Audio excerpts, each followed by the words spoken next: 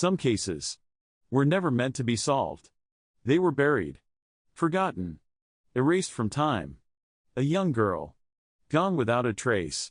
A detective, who vanished while chasing the truth. A family, brutally taken, but no one knows why. And a wife, who refused to stop searching, even when everyone else gave up. For years, these stories remained cold. Files collected dust. Leads went nowhere. And hope slowly disappeared. Until something changed. A forgotten clue. A hidden secret. A mistake someone thought would never be found. From the mysterious disappearance of Detective Marcus Webb, to the haunting question, who killed Robin and Thomas Deluca?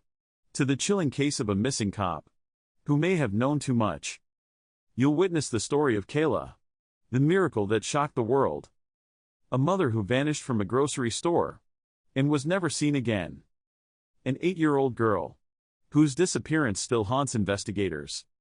Some of these cases were finally solved. Others remain mysteries to this day. And one will leave you questioning everything. If you're ready to dive into the darkest real-life mysteries, hit subscribe now. Because the deeper you go, the more disturbing the truth becomes.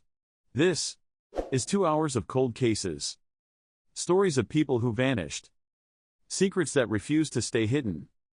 Let's begin with a case that no one expected to turn into a miracle. After 23 years of searching, a mother received a phone call that would change everything. Her daughter, missing since she was 6 years old, was alive. But where she had been hiding all those years would leave investigators speechless. This is the story of Kayla Unbehaun and the cold case that was solved by a single Netflix episode. Before we dive into this incredible story, I need you to do something right now. Hit that subscribe button. Here's why. Over 200,000 children are abducted by family members every year. Most cases are never solved. But when stories like this reach more people, miracles happen. Your subscription helps me share these cases with millions. So click subscribe right now. Then let's solve this mystery together. July 4th, 2017. South Elgin, Illinois. It was supposed to be a normal holiday weekend. 6-year-old Kayla Unbehaun was spending time with her father, Ryan Eskerka, during a routine custody visit. Her mother, Heather Unbehaun, had no reason to worry. Ryan was supposed to bring Kayla back that evening. But 6 p.m. came and went. No, Kale. No Ryan. Heather called Ryan's phone. No answer. She called again. And again. By midnight, she knew something was terribly wrong. The next morning, Heather filed a missing persons report. But this wasn't a stranger abduction. This was parental kidnapping, and that made everything more complicated. Ryan Eskerka had no criminal record, no history of violence, but he did have something else, a plan. Within weeks, investigators discovered Ryan had changed his identity. He was now going by a different name. And Kayla? She had become someone else entirely. For Heather, the nightmare had just begun. 1 year passed. Then 2. Then 5. Heather never stopped searching. She posted on social media every single day. She contacted the National Center for Missing and Exploited Children. She appeared on local news stations, begging for information. There were tips, dozens of them. Possible sightings in Texas, in Florida, in California, but every lead went cold. By 2027, Kayla would have been 16 years old. But Heather had no idea what her daughter looked like anymore. No idea if she even remembered her real mother. The FBI created age progression images showing what Kayla might look like as a teenager. But without a confirmed sighting, the case remained frozen. Detective Chris Nelson of the South Elgin Police Department refused to give up. He kept the case active, reviewing tips, following digital footprints.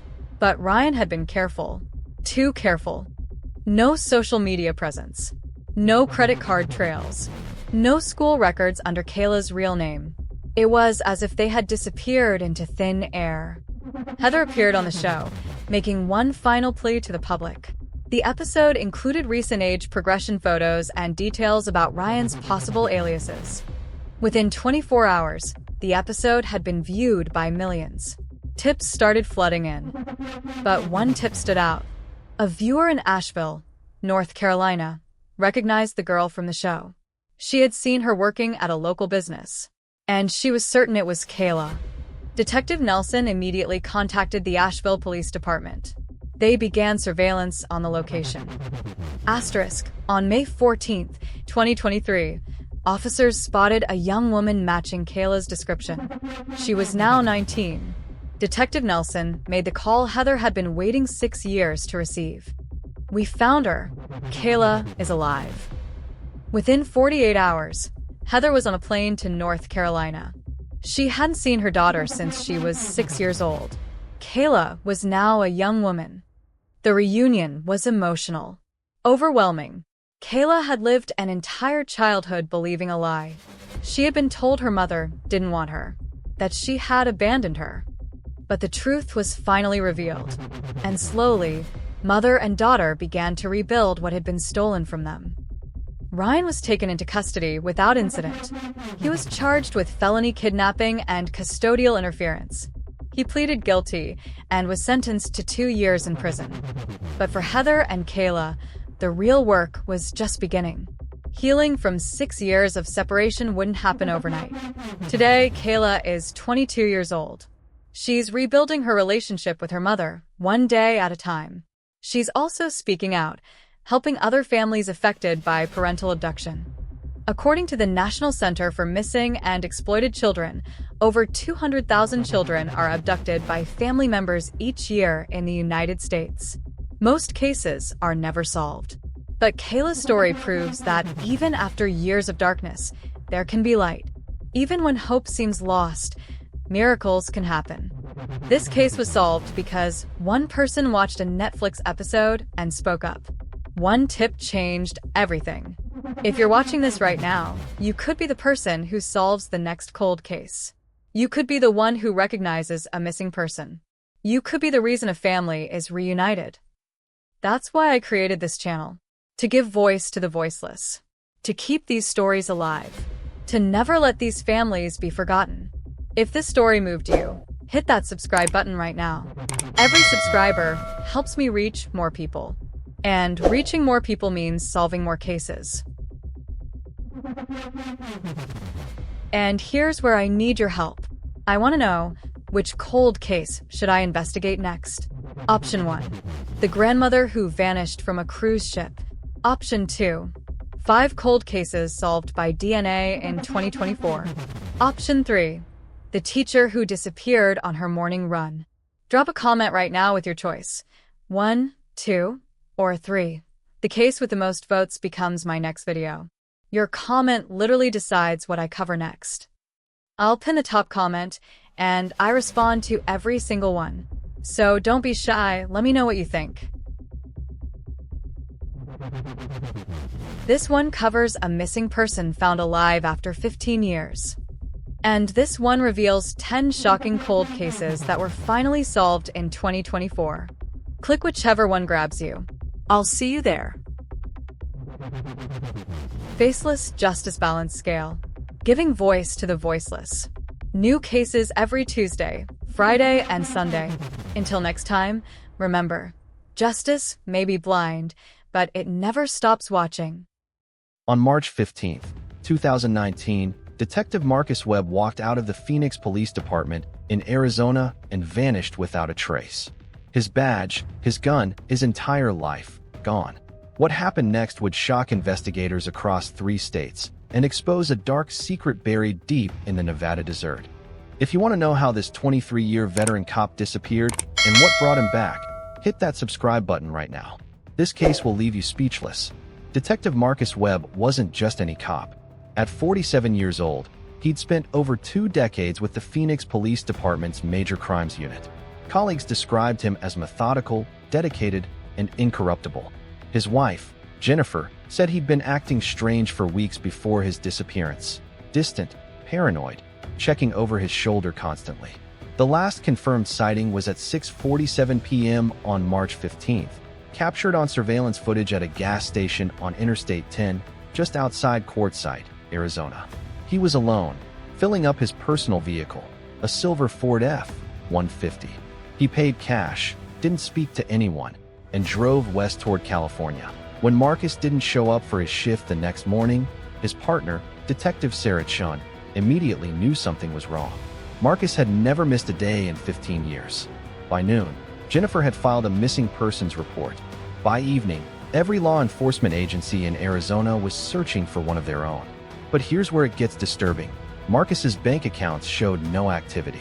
His phone was found 3 days later, smashed to pieces in a rest stop bathroom in Blythe, California, just across the Arizona-California border. No fingerprints, no DNA, nothing. Before we reveal what investigators discovered next, make sure you're subscribed and hit that notification bell. Cases like this don't solve themselves, and neither does growing your true crime knowledge. Let's continue. The FBI joined the investigation within 72 hours, treating it as a potential kidnapping of a law enforcement officer. Special Agent Linda Torres from the Las Vegas field office took lead. She noticed something crucial that local investigators had missed. Marcus had been working a cold case involving a 2003 armored car robbery in Henderson, Nevada, a case that had gone ice cold for 16 years. $4.2 million had been stolen. 2 guards were killed. No arrests were ever made. Agent Torres pulled Marcus's case files and found something chilling. Handwritten notes in the margins, names circled, connections drawn between the 2003 robbery and a current Phoenix City councilman named Robert Davenport. Marcus had been building a case in secret, documenting everything outside official channels. 3 weeks into the investigation, a hiker discovered Marcus's truck abandoned in the Mojave National Preserve in California, near the Nevada border. Inside, his detective's badge, his service weapon, and a single word written in dust on the dashboard, buried. The search intensified. Cadaver dogs, ground-penetrating radar, aerial surveillance, nothing. Marcus Webb had vanished completely, and investigators feared the worst. What happens next will blow your mind. Drop a comment right now with your theory. Was Marcus murdered, or was something else going on? Keep watching. 6 months passed. The case went cold. Jennifer Webb held a memorial service, though no body had been found. The Phoenix Police Department prepared to close the investigation. Then, on September 23, 2019, a man walked into the FBI field office in Albuquerque, New Mexico. He was thin, bearded, wearing sunglasses and a baseball cap. He approached the front desk and said 5 words, "My name is Marcus Webb." DNA confirmation took 48 hours. It was him. Marcus had been hiding in plain sight, working construction jobs under a fake name in Santa Fe, New Mexico. But he wasn't running from criminals. He was running from corrupt cops. Here's what Marcus revealed. 2 detectives from his own unit in Phoenix, men he'd worked with for years, were connected to the 2003 Henderson robbery. When Marcus got too close to the truth, they threatened his family. They told him to disappear or Jennifer would be next. They gave him 24 hours. So Marcus staged his own disappearance, leaving clues for the FBI while protecting his wife. The word buried wasn't about him. It was about where the evidence was hidden. Using Marcus's information, FBI agents excavated a storage unit in North Las Vegas and found detailed records of the robbery, including photos, financial transactions, and recorded conversations. If you're loving this case, smash that like button and share this video. Justice is about to be served, and you won't believe the ending. Within 72 hours of Marcus's reappearance, federal agents arrested Detective Raymond Cruz and Detective Michael Thornton of the Phoenix Police Department. Both were charged with conspiracy, robbery, murder, and witness intimidation. Councilman Robert Davenport was arrested at his home in Scottsdale, Arizona. He'd been the inside man, providing security schedules for the 2003 heist. Marcus Webb was placed in witness protection along with Jennifer. He testified at all 3 trials. In June 2021, all 3 men were convicted and sentenced to life in prison without parole. Marcus never returned to law enforcement, but his courage exposed one of the biggest corruption scandals in Arizona history. The case led to a complete internal investigation of the Phoenix Police Department and resulted in 12 additional arrests. Detective Marcus Webb sacrificed everything, his career, his identity, 6 months of his life, to bring killers to justice. His story proves that sometimes the most dangerous criminals wear badges, and the bravest heroes are the ones willing to stand alone against corruption. If this story moved you, subscribe to Faceless Justice for more cases where the truth finally comes to light. Hit that bell icon, drop a comment with your thoughts, and remember, justice may be blind, but it never stops watching. See you in the next case. Disclaimer. This story is a dramatized true crime narrative created for informational and entertainment purposes. While it is inspired by real investigative formats, the characters, events, and details in this account are entirely fictional. Any resemblance to actual persons, living or deceased, or to real events is purely coincidental. The content is not intended to accuse, defame, or cause harm to any individual or group. All depictions of crime are fictionalized and should not be interpreted as factual accounts. This is the murder case that shocked Hollywood, not because of who died, but because of how the killer was caught, and the bizarre way the jury decided guilt. Robin Kay, former American Idol staffer. Her husband, Thomas Deluca, a wealthy real estate broker. Both found shot dead inside their $3 million Hollywood Hills mansion. But here's the thing, they weren't found for 4 days. And when they were, the suspect was already living in their house. July 18th, 2023. Neighbors noticed something strange. The Deluca mansion is quiet. Too quiet. No cars leaving. No packages collected. And a faint smell. Police knock. No answer. They peek through the side window. Freeze. 2 bodies on the living room floor, both with gunshot wounds to the head. But here's the first weird thing. The AC was blasting. Lights on. And someone had been eating their food recently. The coroner says they've been dead for at least 4 days. So who's been inside? Security cameras? Disabled. Door locks? Reset. Almost like someone had moved in after the murders. Detectives comb the house. Upstairs bedroom. Fresh sheets. Unfamiliar clothes in the closet. A half-packed duffel bag. And then, a phone. Not Robin's. Not Thomas's. A cracked Samsung with a background photo of a man they don't recognize. The phone leads to 34-year-old Marcus Trent. No connection to the couple. No reason to be there. Except, 1 week earlier, Marcus had been arrested for trespassing 2 streets away. When cops track him down, he's in a diner, eating pancakes, like nothing's wrong. They ask if he knows Robin or Thomas. He says who. They tell him they found his phone in their house. He shrugs. I must have dropped it. Here's where things get wild. No fingerprints on the murder weapon. No DNA under the victim's nails. Nothing linking Marcus to the actual shooting. But, in the fridge, fresh groceries. Bought 2 days after the murders. Security footage from a local market shows Marcus paying with Robin's credit card. Police believe he killed them, stayed in the house, and went shopping. But Marcus's lawyer says, that makes no sense. Why would a killer hang around for days? Why not flee? Neighbors report seeing Marcus outside watering the plants, walking Robin's dog, even talking to delivery drivers. No blood on his clothes. No obvious panique. It's almost like he thought he lived there. Detectives find something even stranger. In the upstairs guest room, Marcus's journal. The last entry? Finally home. The trial moves fast. The prosecution says it's simple.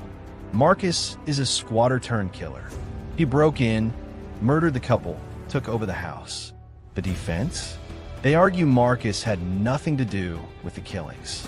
They say he found the bodies, panicked, and instead of calling police, he just moved in because he was homeless, because he was scared.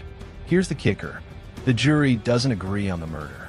They can't prove Marcus pulled the trigger, but they convict him anyway, on a bizarre legal twist.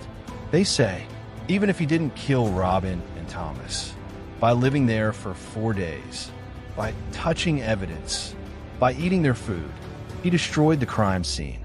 And that makes him guilty of tampering with a homicide investigation. It's rare, almost unheard of, and it carries decades in prison. But here's where it gets even stranger. If Marcus didn't kill them, who did? Why were the cameras disabled? Why were there no signs of forced entry? And why did the couple's phones disappear? But their jewelry and cash were left untouched. The last confirmed sighting of Robin and Thomas was at a charity gala.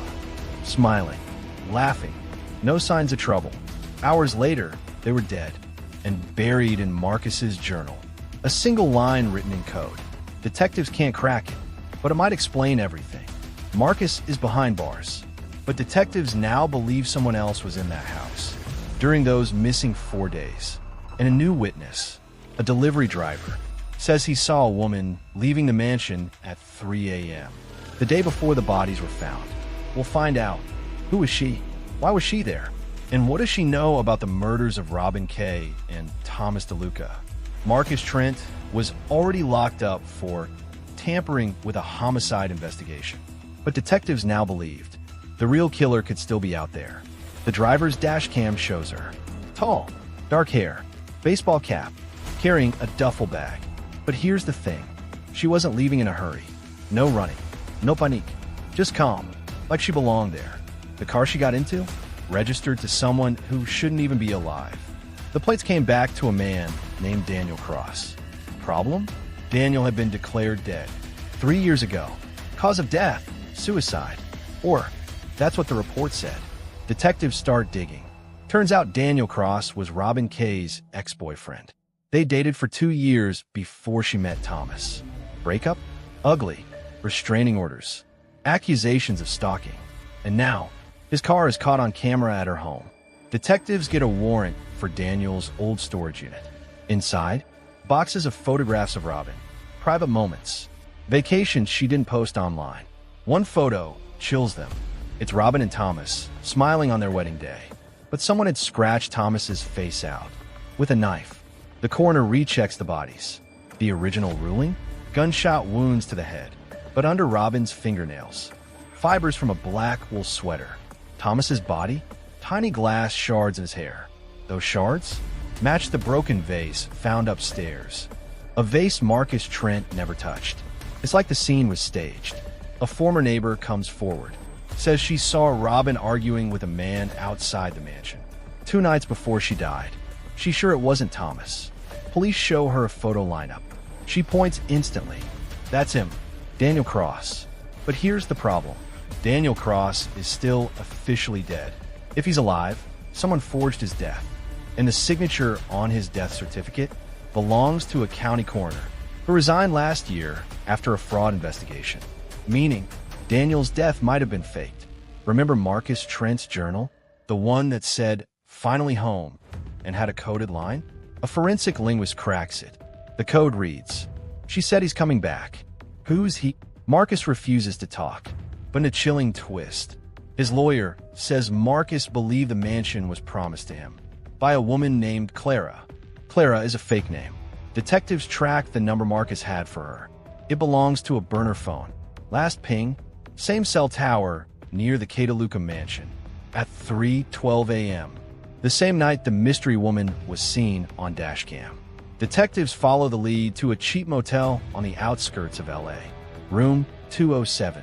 Inside, it's empty, but on the bed, a baseball cap, a black wool sweater. DNA on the sweater matches Robin Kay, meaning the mystery woman was Robin. But that's impossible, right? Robin was already dead for 4 days when the bodies were found. Except, what if she wasn't? Forensics rerun the time of death estimates. The conclusion? Robin might have been alive for at least 48 hours after Thomas was killed, which means someone kept her inside that house. Then she escaped, and then she vanished. Detectives get a call from an unlisted number. A man's voice says, "You're looking for the wrong person." Click. Caller ID registered to Daniel Cross. When police rush to track Daniel, they find his abandoned car in an alley. In the trunk, a second duffel bag. Inside, a bloodstained gun, and Robin Kay's missing cell phone. The last video on her phone, shot in the dark. Whispering, Robin's voice, "He knows where I am. I can't get out. If you find this." The video cuts off. Now detectives know Robin survived the first attack. They know Daniel Cross might still be alive. And they know Marcus Trent may have been set up. But here's the most chilling part. The video metadata shows it was recorded one day after Marcus Trent was arrested, meaning Robin Kay was still alive, while the world believed she was already dead. So, who killed her? Where was she hiding? And why does the last location ping from her phone point directly to the home of a retired LAPD detective? And not just any detective, the one who signed off on Daniel Cross's original suicide report. His name? Frank Mallory, 62, decorated, respected, but with a reputation for bending the rules. Detectives show up at his door. Frank answers in a pressed polo shirt, calm smile. "Come in, officers," like he's expecting them. In Frank's living room, a framed photo on the wall. Him, Robin Kay, Daniel Cross. It's from 10 years ago. They're laughing at a backyard barbecue. Frank says they were friends of the family, but the current detectives never knew Robin had ties to him. They serve a warrant. Inside Frank's garage, a locked metal storage cabinet. He insists it's old police records. When they pry it open, a black wool sweater. Fibers match the ones found under Robin's fingernails. And under that sweater, a small, bloodstained blanket, the kind you'd wrap around someone to keep them warm. In Frank's office, they find a floor safe. Inside, a burner phone. Call logs show repeated contact with Daniel Cross. After the date, Daniel was dead. Even more chilling, the last call was made the day Robin's final video was recorded. Frank's next-door neighbor says she saw something strange. Late at night, a woman, matching Robin's description, standing in Frank's backyard, barefoot, crying. When the neighbor tried to approach, Frank stepped outside, told her, "Go back inside." Family matter. A forensic team recovers partial prints from the burner phone. They're not Frank's. They're Robin Kay's, meaning Robin was alive and in Frank's home, at least for a short time. Detectives piece it together. Daniel Cross fakes his death with Frank's help. Years later, he targets Robin and Thomas. But instead of killing Robin immediately, they keep her alive. Why? Leverage, revenge, or something darker. Frank finally cracks under questioning. Says Robin came to him the night Thomas was shot. She was terrified, said Daniel's back. He hid her in his home for her own safety. But then, one night, she was gone. Security footage from Frank Street shows the black SUV picking up Robin at 2:14 a.m. Driver? Unidentified. Plates come back stolen. GPS data from the SUV leads to a warehouse on the edge of the city, a place Daniel once owned. SWAT moves in.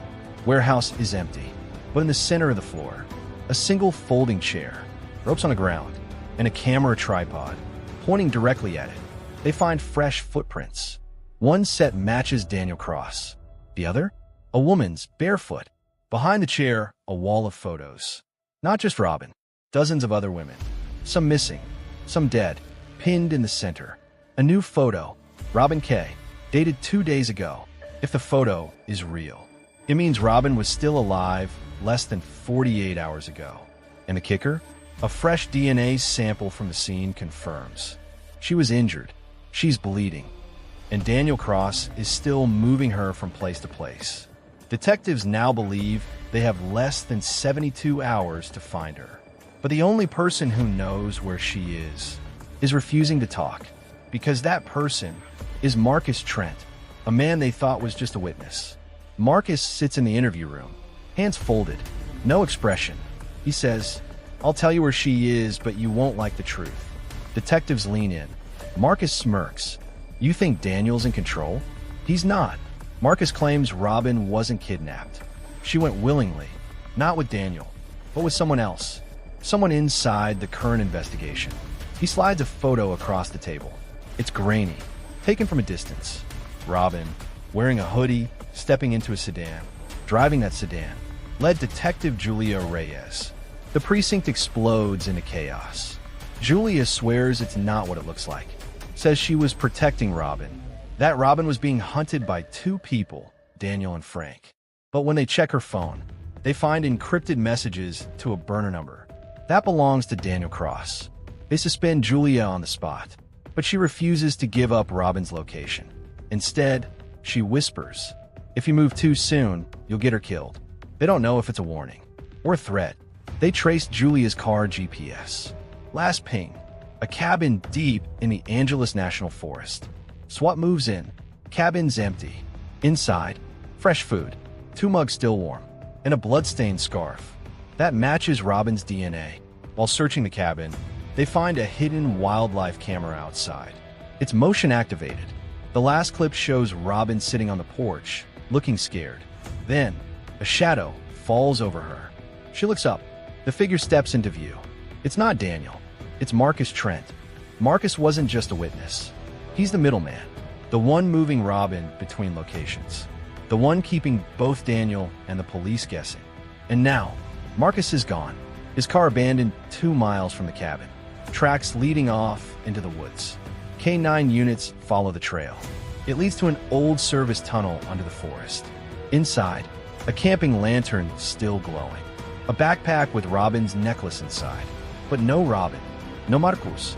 Then, over the radio, an officer yells, "We got a body." Everyone freezes. The body is male. Gunshot wound to the chest. It's Marcus Trent. In his pocket, a burner phone. One unread text. Sent an hour before he died. Deliver her to the docks at midnight, or it's over. The clock is down to 10 hours. And now the investigation has shifted to the city's old shipping yards. And the only lead, a cryptic text. Deliver her to the docks at midnight, or it's over. It's pouring rain. The shipping yard is a maze of steel containers and echoing shadows. Every creak of metal feels like a gun cocking.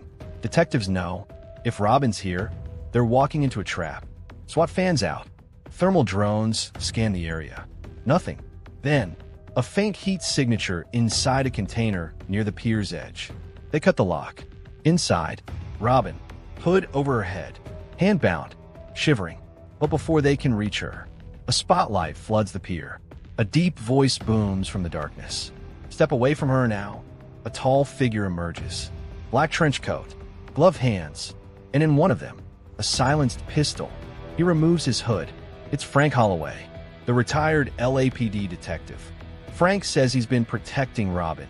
From Daniel. From Marcus. From everyone. But Robin shakes her head violently. Through the gag, she's screaming something. They remove it. Her first words, "Don't listen to him. He's the one who shot Thomas." Frank laughs. Says Thomas's death was necessary. That Robin was next. Until she agreed to help him clean up the mess. The mess? A blackmail ring inside LAPD, where Thomas was a willing participant. Frank offers a trade. The truth about the murders. For safe passage out of the city. But before anyone can respond, a sniper round cracks through the rain. Frank goes down. Shouts over the radio. Shooter on the crane. Bullets ricochet off containers.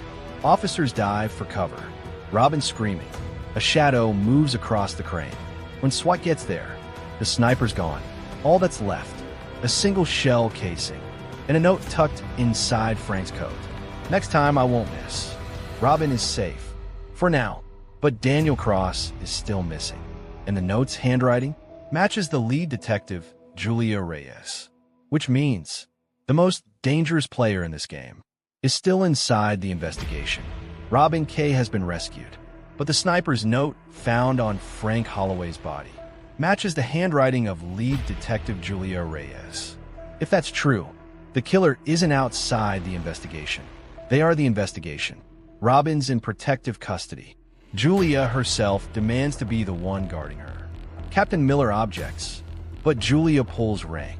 She trusts me, Julia says, and Robin reluctantly agrees. But on the drive to the safe house, Robin sees it, a folded piece of paper in Julia's cup holder. Same paper, same handwriting. 2 words, loose ends. Robin's pulse spikes. Julia is silent, eyes fixed on the road. Her hand hovers over the glove box. Robin knows. That's where Julia keeps her service weapon. A red light, rain pounding the windshield. Robin makes her move, unbuckles, slams the door, runs. Julia shouts after her. But Robin vanishes into a crowded street market. Meanwhile, Captain Miller orders an internal review. Only one officer has accessed all the case evidence, surveillance footage, and financial records. It's Julia. And worse, her bank account shows deposits linked to offshore accounts tied to Marcus Trent. Robin calls Miller from payphone. Breathless. "I have proof," she says. I saw the note. Julia is coming for me. Miller sets a meeting point. An abandoned subway station. Unmarked cars will be waiting. But when Robin gets there, the platform is empty. Just one figure standing in the shadows. Julia. Julia steps forward. Says Miller's dead. Says she's the only one who can keep Robin alive now. Robin asks why she killed Thomas. Julia's answer? He was going to tell you the truth about who you really are.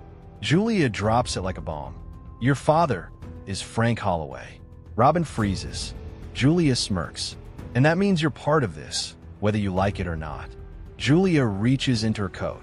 Robin backs toward the tracks. A train is approaching, fast, just as Julia pulls something out. It's not a gun. It's a black envelope. She tosses it to Robin. Inside, photos of Robin from when she was a child, standing next to Frank. In Marcus Trent, Julia whispers, "You've been in this since day one. And now, it's your turn to choose a side." The train roars past. When Robin looks up, Julia is gone. And in the distance, Daniel Cross is watching from the opposite platform. Robin now knows the truth. Her father, Frank Holloway. Her life, intertwined with Marcus Trent and Julia Reyes from the start. But the game isn't over. The killers are still free. And Robin has decided she's not running anymore. It's been 2 days since Julia vanished at the subway. Robin goes straight to the one person who might still be clean. FBI Special Agent Carter. Carter listens, eyes narrowing. He's been quietly investigating LAPD corruption for years. And Julia? She's the last piece of his puzzle. Together, Robin and Carter plan a sting. Robin will agree to meet Julia, pretending she's ready to choose a side. The location? The same Hollywood Hills mansion where it all began. Julia's ego won't be able to resist. Night falls. Robin waits in the dimly lit living room. Wedding photos still hang on the wall, but now they feel like ghosts watching. Julia walks in, flanked by Marcus Trent. She smirks. Ready to come home? Robin nods, and then flips the switch. Every window bursts with light. FBI, SWAT, unmarked police. Flooding in. Marcus goes for his gun. Carter takes him down. Julia freezes. Robin steps forward. You killed Thomas because you couldn't control him.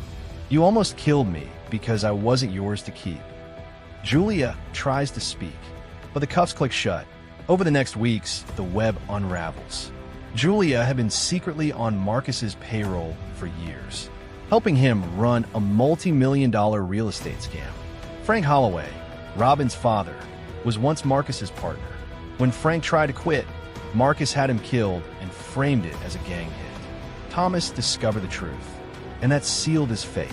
With Julia and Marcus behind bars, Robin finally buries Thomas in a quiet ceremony overlooking the ocean. No cameras, no headlines, just the sound of the waves. She decides not to hide anymore. She returns to work, this time producing her own music charity for at-risk youth. And on the day the verdict comes in, guilty on all counts, Robin walks out of the courthouse into the sunlight. For the first time in months, she can breathe. Her story became one of the most watched true crime cases in the country. But for Robin, it's not about the fame. It's about the fact that Thomas's name will never be forgotten. On March 14, 2019, Michael Carson left his home in Spokane, Washington to buy groceries. He never came back. His wife Laura called police when he didn't return that night. His car was found abandoned 3 days later at a rest stop 200 miles away. Keys in the ignition, wallet on the dashboard. No signs of foul play. No body. No witnesses. No clues. For 4 years, Laura Carson searched for her husband. Police told her he was probably dead. Friends told her to move on, but Laura refused to give up. She posted flyers in 47 cities. She hired 3 private investigators. She spent every dollar of their savings searching for answers. And on April 2, 2023, a homeless shelter worker in Portland, Oregon called the Spokane Police Department.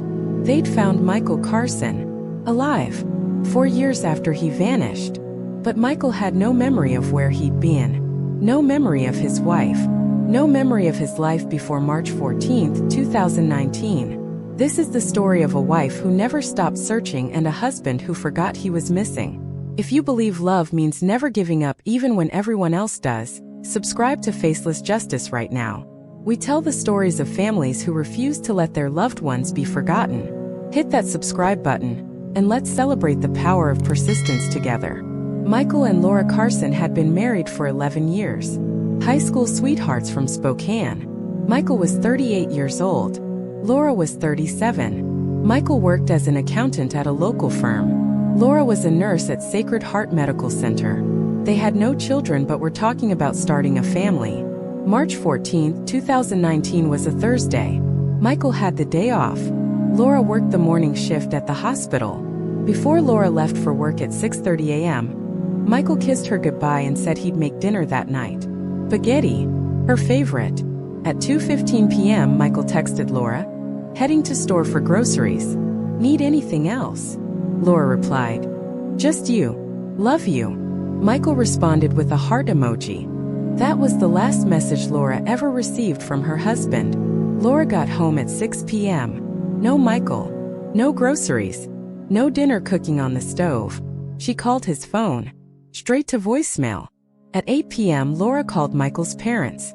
They hadn't heard from him. At 9 p.m., she called his best friend. No contact. At 10 p.m., Laura called the Spokane Police Department to file a missing person report. Detective James Rodriguez took Laura's report that night.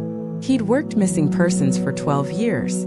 Most cases resolved within 48 hours. Michael Carson was 38 years old. No history of mental illness. No financial problems. Happily married. Stable job. Detective Rodriguez organized search parties. Volunteers checked parks, trails, hospitals. Laura posted Michael's photo on every social media platform. On March 17, 3 days after Michael disappeared, a state trooper found his car.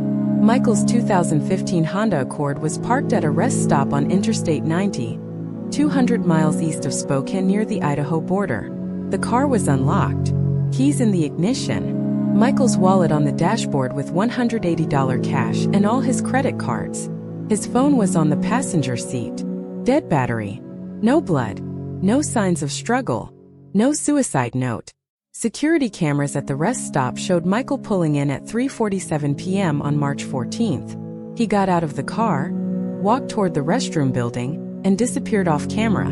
He was never seen walking back. Detective Rodriguez reviewed 72 hours of security footage. Michael never returned to his car. He simply vanished. Police searched a 50-mile radius around the rest stop. Search and rescue teams combed forests, rivers, abandoned buildings. Nothing. Detective Rodriguez investigated every possibility. Voluntary disappearance?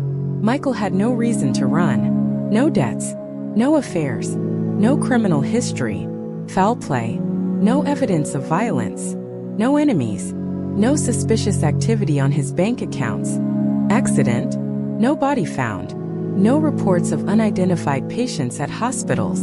Michael's phone record showed his last location ping at the rest stop at 3:52 p.m. Then nothing. His phone went dead. His credit cards were never used. His bank account was never accessed. Laura held press conferences. She offered a $25,000 reward. She appeared on local news stations begging for information. 6 months passed. No leads. 1 year passed. Detective Rodriguez told Laura the truth she didn't want to hear. "Mrs. Carson, I'm sorry. Without new evidence, there's nothing more we can do. Michael is likely deceased. You should consider moving forward with your life." Laura looked at Detective Rodriguez with steel in her eyes. "I will never stop looking for my husband. Never." If Laura's determination is giving you chills right now, hit that like button and comment below. Would you ever give up searching for someone you love? Because what Laura does next will prove that some people are born fighters. While police moved on to other cases, Laura Carson transformed her life into a single mission: find Michael. She quit her nursing job. She cashed out their retirement savings. She sold their house and moved into a small apartment. Every dollar went toward the search. Laura taught herself to be an investigator. She studied missing persons cases. She learned about dissociative fugue states, amnesia, and unidentified persons databases. She created a systematic search grid covering Washington, Oregon, Idaho, and Montana. Every homeless shelter, every hospital, every Jane and John Doe report. Laura's process: call 15 homeless shelters per day. Check unidentified persons databases weekly. Post updated flyers in new cities monthly. Monitor social media for any mentions. She drove 73,000 miles in 4 years. She posted 12,000 flyers. She made 21,900 phone calls. Her friends stopped calling. Her family begged her to accept reality. Everyone told her Michael was gone. But Laura had made a vow on her wedding day: for better or worse, in sickness and in health, until death do us part. And until someone showed her Michael's body, she would never stop searching. Over 4 years, Laura hired 3 different private investigators. Each one took her money and delivered nothing. Investigator number 1, 2019, charged $5,000. Claimed Michael was spotted in Boise, Idaho. The lead was false. Investigator number 2, 2020, charged $8,000. Said Michael might have crossed into Canada. No evidence ever materialized.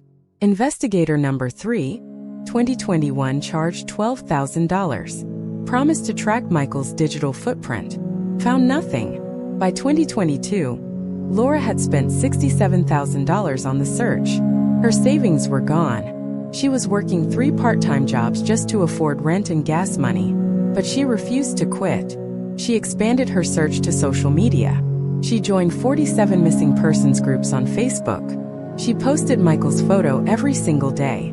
And on March 28, 2023, Laura received a message that changed everything. A woman named Sarah Chun from Portland, Oregon, sent her a private message. I work at a homeless shelter downtown. There's a man here who looks exactly like your husband. He doesn't remember his name. He's been here for 3 weeks. Can you send me more photos? Laura's hand shook as she typed her response. She'd received dozens of false leads over 4 years. But something about this message felt different. She sent Sarah 15 photos of Michael from different angles. Sarah responded 2 hours later. I'm 90% sure this is him. You need to come to Portland. Laura called Detective Rodriguez immediately. He was skeptical. He'd seen Laura chase false leads for 4 years. But he agreed to make the call. Detective Rodriguez called the Cascade Homeless Shelter in Portland on March 29, 2023. He spoke with Sarah Chun and the shelter director. They sent him photos. Detective Rodriguez compared them to Michael Carson's missing person file. Same height, same build, same distinctive scar on his left eyebrow from a childhood bicycle accident. Detective Rodriguez called Laura back at 4:47 p.m. Mrs. Carson, I think we found him. But I need to prepare you for something. The man at the shelter has severe amnesia. He doesn't remember his name. He doesn't remember having a wife. He doesn't remember anything before waking up in Portland 3 weeks ago. Laura couldn't speak. For years of searching. For years of hope and heartbreak. Detective Rodriguez continued. Portland police are taking him to the hospital for a full medical evaluation. I'm driving down there tomorrow morning. Do you want to come with me? Laura was in her car within 20 minutes. She drove through the night, 350 miles from Spokane to Portland. She arrived at Providence Portland Medical Center at 6:15 a.m. on March 30, 2023. After 1,477 days of searching, Laura Carson was about to see her husband again. If your heart is racing right now, turn on notifications so you never miss a faceless justice story. Because what happens in this reunion will restore your faith in the power of love. Hit that bell icon right now. Dr. Patricia Williams, the neurologist treating Michael, met Laura in the hallway outside his room. Mrs. Carson, I need you to understand what you're about to see. Your husband is suffering from what we call dissociative fugue with retrograde amnesia. He has no memory of his life before approximately 3 weeks ago. Laura nodded, tears streaming down her face. Does he know I'm here? Dr. Williams shook her head. We told him a woman claiming to be his wife is here. He doesn't remember being married. This is going to be difficult for both of you. Laura took a deep breath and opened the door. Michael Carson sat on the edge of the hospital bed. He'd lost 40 pounds. His hair was longer, grayer. His face was weathered and tired. He looked up when Laura walked in. His eyes showed no recognition. "Michael," Laura whispered. The man stared at her blankly. "I'm sorry. Do I know you?" Laura's hands trembled as she showed him photos. Their wedding day, their honeymoon in Hawaii, Christmas mornings, birthday parties. Michael studied each photo carefully. His face showed confusion, frustration, sadness. "I don't remember any of this. I don't remember you. I'm sorry." Laura sat down in the chair beside his bed. For years of hope crashed down around her. She'd found her husband, but he didn't know who she was. Dr. Williams explained Michael's condition to Laura and Detective Rodriguez. Michael is suffering from dissociative fugue, a rare psychiatric disorder usually triggered by severe trauma or stress. Patients essentially forget their identity and sometimes travel far from home. The MRI showed no physical brain damage, no signs of injury, no tumors or strokes. His memory loss is psychological, not physical. The good news is that in some cases, memories can return spontaneously or through therapy. Through interviews with Portland homeless shelter workers and street outreach teams, they pieced together fragments of Michael's 4 missing years. March 2019. Michael was found wandering in Coeur d'Alene, Idaho with no ID. He told shelter workers his name was John. He couldn't remember anything else. 2019 to 2022. He drifted between homeless shelters in Idaho, Montana, and Washington. He did odd jobs for cash. He never stayed anywhere long. March 2023. He arrived at the Cascade Shelter in Portland.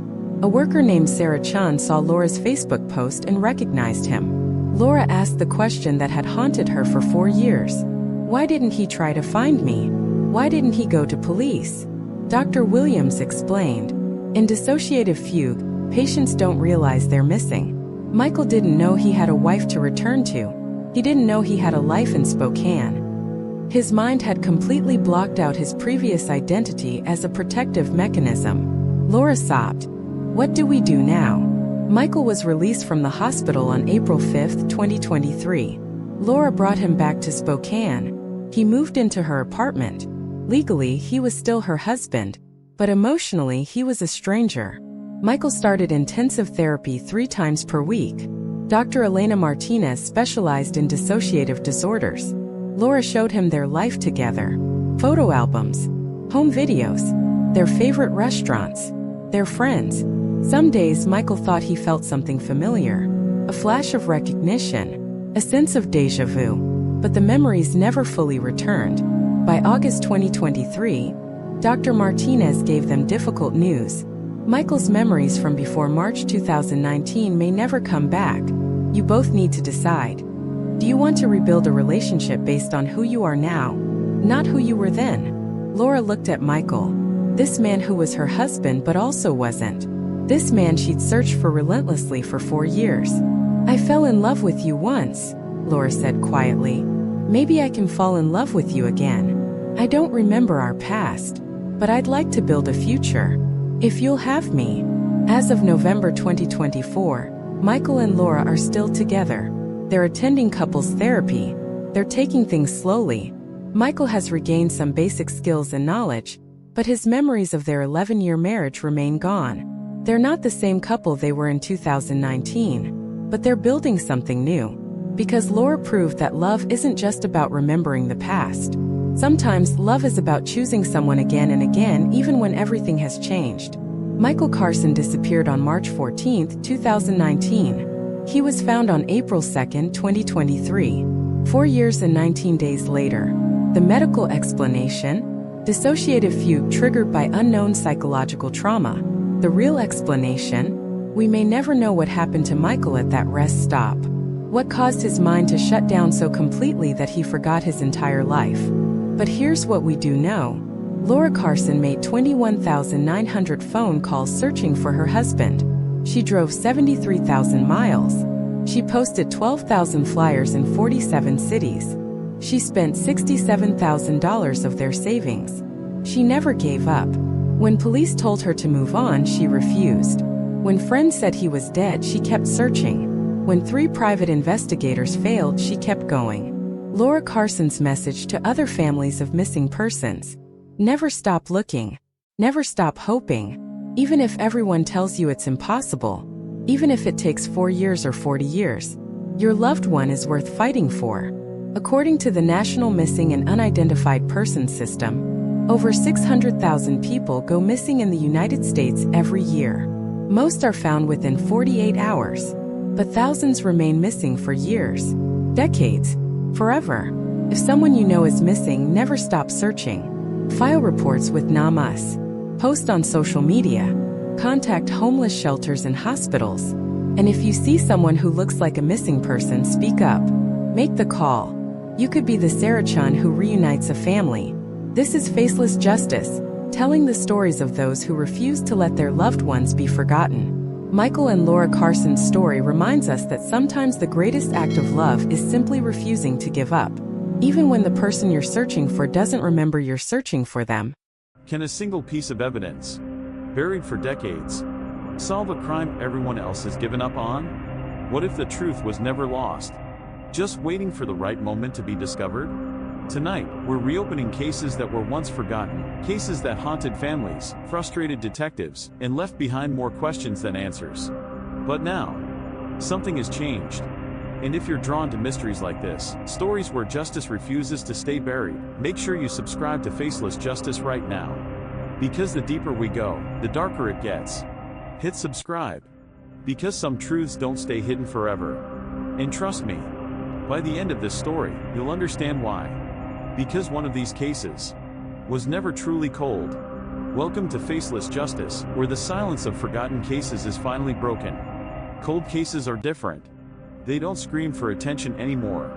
They sit quietly, collecting dust, while time erases witnesses, memories, and sometimes hope. Detectives retire. Families grieve in silence. And the truth? It fades. Or at least, that's what everyone believes. Because sometimes, the truth doesn't disappear. Sometimes, it waits, hidden in a strand of hair, a fingerprint missed, a name buried in a database that didn't exist. Until now. And tonight, we're diving into cases that prove one thing. Justice may be delayed, but it is never gone. But here's the question. What if solving these cases reveals something far more disturbing? Something investigators weren't supposed to find? Because in one of these cases, the evidence didn't just identify the killer. It exposed something much bigger. California. For years, fear had a name, but no face. A shadow moved through neighborhoods at night, breaking in, watching, waiting, and then striking. The media called him many things, but history would remember him as one of the most terrifying criminals in American history. The case stretched across decades. Victims multiplied, but leads? They vanished. Detectives chased ghosts. Witnesses forgot details. And slowly, the case went cold.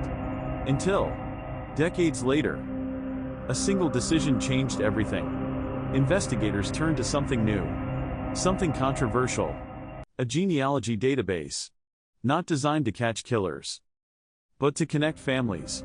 What they found was unexpected. A distant relative. A name. A thread. And when they pulled it, everything unraveled. But here's the part no one talks about. What if they were already watching him? Before the DNA confirmed it? The DNA didn't lie. It led them straight to a man who had lived an ordinary life. Former police officer. A neighbor. A man no one suspected. Until it was too late. His name? Joseph James D'Angelo. The arrest shocked the world. But behind the headlines was a chilling reality. He had lived among them for decades. Free. Untouched.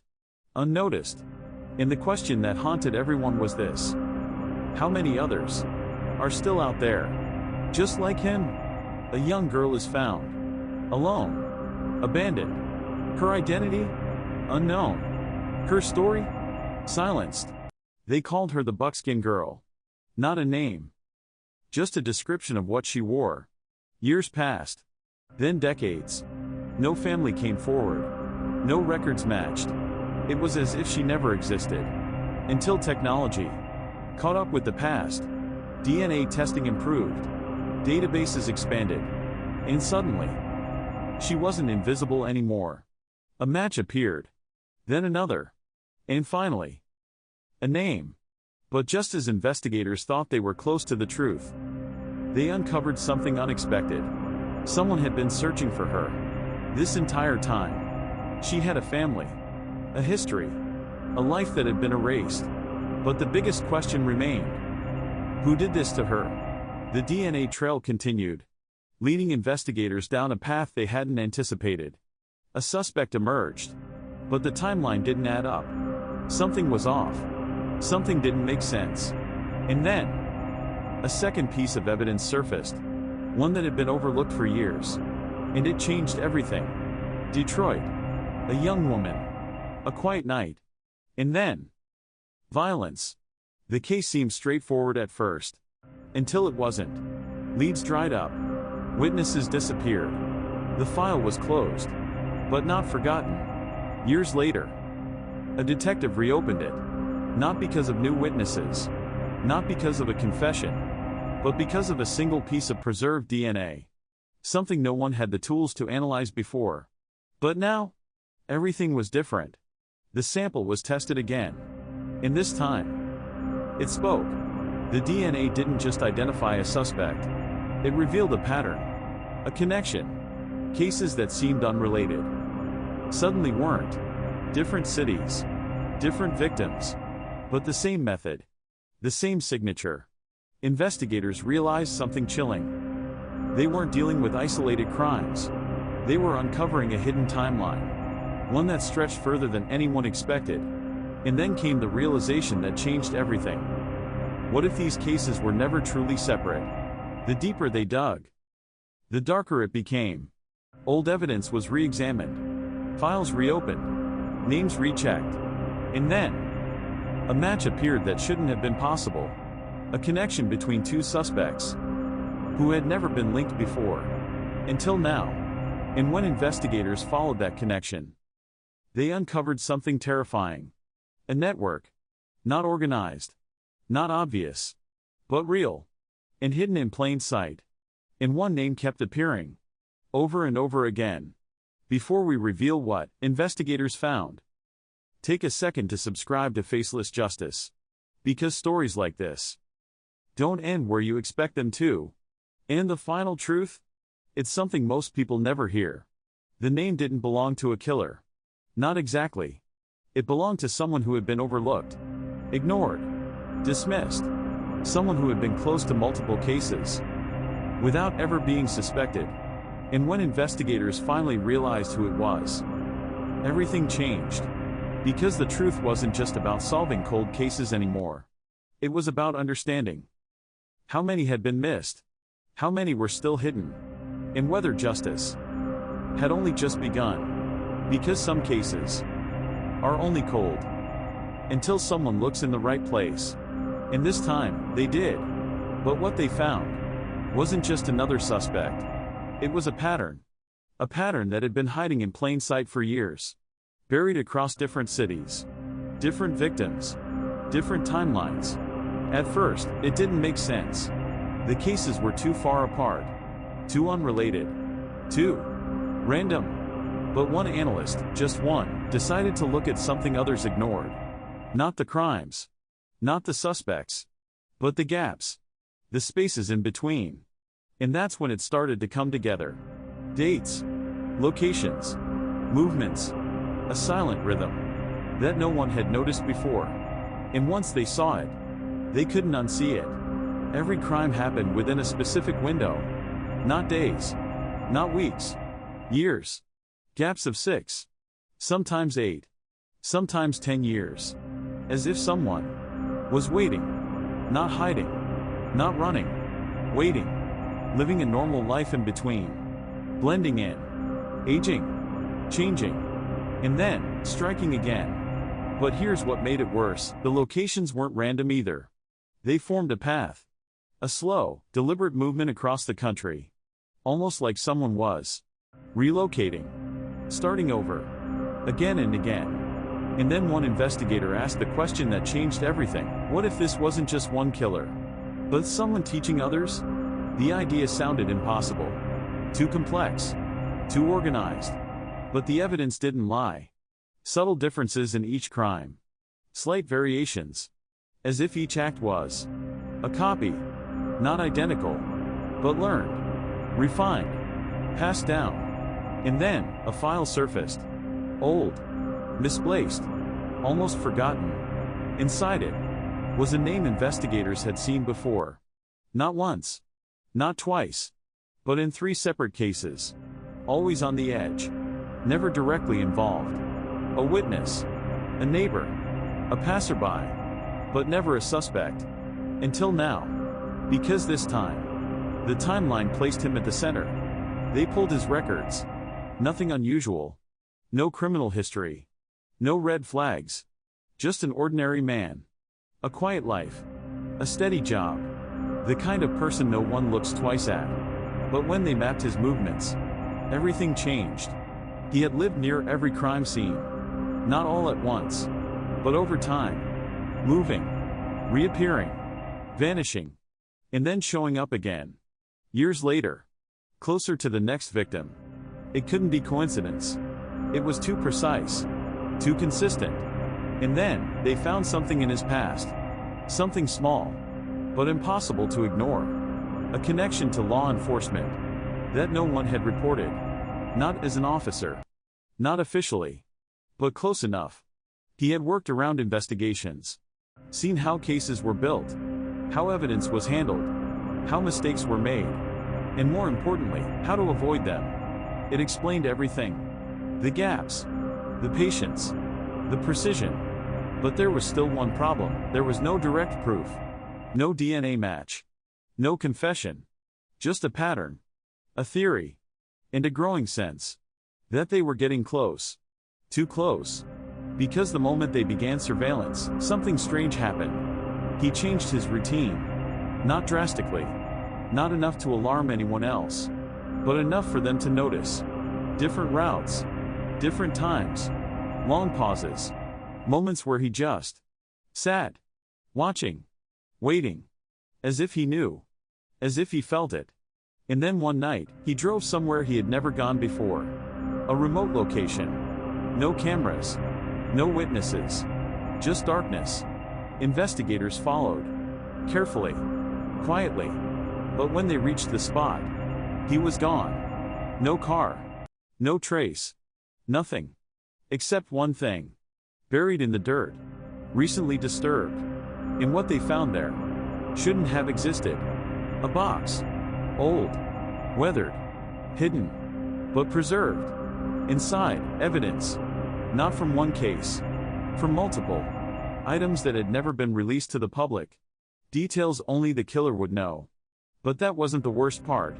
At the bottom of the box was something far more disturbing. A list. Names. Dates. Locations. Future locations. Potential victims. And the next date was only days away. Panic spread through the team. This wasn't about the past anymore. This was about stopping something before it happened again. They moved fast.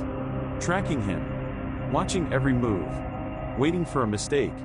But he didn't make one. Not yet. Because he had done this before. Too many times. And then, he disappeared again. This time. For longer. No phone activity. No transactions. No movement. Nothing. As if he had vanished completely. And then the realization hit them. He wasn't running, he was preparing. Before we uncover what happened next, make sure you're subscribed to Faceless Justice. Because stories like this don't just reveal the past, they expose what's still out there. And what happens next, you won't see coming. The date on the list approached. Every second mattered. Investigators revisited every location tied to him. Every pattern. Every possibility. And then, they saw it. A place that fit perfectly. Isolated. Predictable. Vulnerable. They moved in. Silently. Carefully. And when they arrived, they weren't too late. But they weren't early either. Because he was already there. Waiting. He didn't run. He didn't panic. He just stood there. Calm. Still. As if this moment was always part of the plan. And when they finally closed in, he smiled. Not out of fear. Not out of relief. But like someone who had been expecting them all along. And the last thing he said before they took him in changed everything investigators thought they knew. He said, "You only found me because I wanted you to." The words didn't sound like a threat. They didn't sound like fear either. They sounded planned, deliberate. Like this moment, his arrest, the investigation, everything was just another step in something much bigger. The officers exchanged glances. This wasn't normal. Criminals run. They deny. They panic. But he waited. And now, he was smiling. As if the story wasn't ending, but just beginning. And that's when one detective noticed something chilling. His hands. They weren't shaking. They weren't restrained in panic. They were relaxed. Too relaxed. Almost like he had already accepted the outcome. Or worse. Expected it. But then, he leaned forward slightly. And whispered something only one detective could hear. Check the timeline again. That was it. No explanation. No context. Just that. And for some reason, it unsettled them more than anything else. Because when they did, they realized something impossible. The dates didn't align. Not completely. There were gaps. But not the kind they expected. Some crimes overlapped. Slightly. By hours. Sometimes. By minutes. Which meant one person couldn't have committed all of them.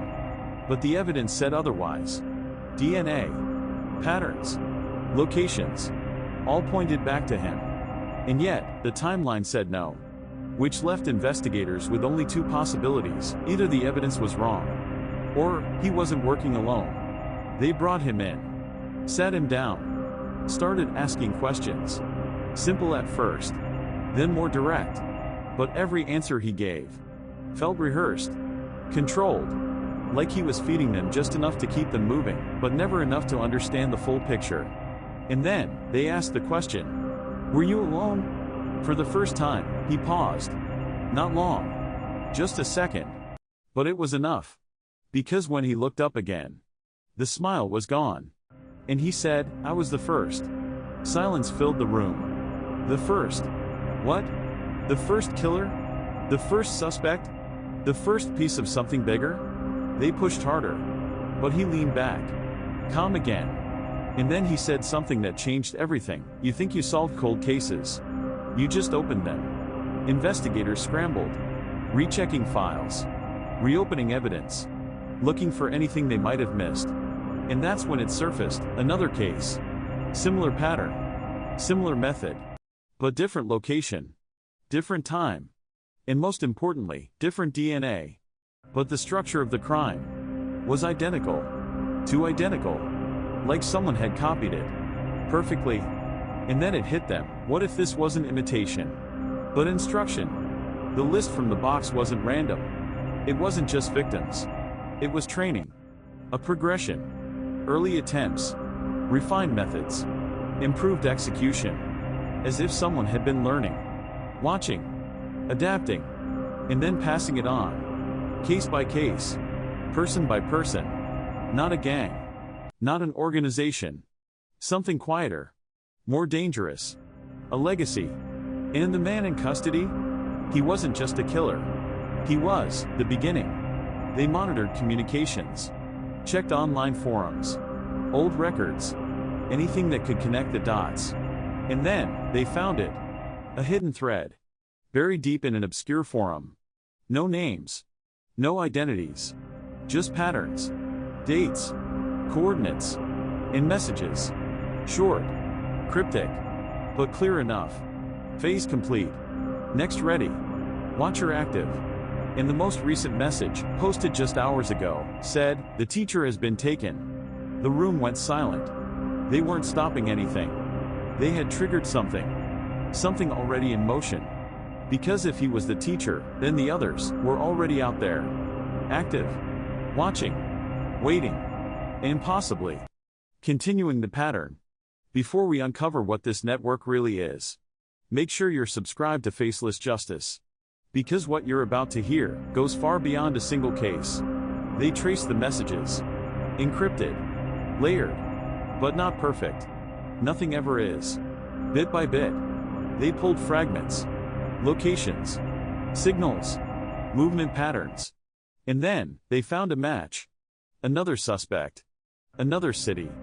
Another timeline. Already aligning. Already repeating. And this time, they weren't years too late. They were just in time. As units moved in, something unexpected happened. The suspect didn't resist. Didn't run. Didn't fight. Just like the first. And as they placed him in custody, he looked at one of the officers and said something that froze everyone in place. "You think this ends with us?"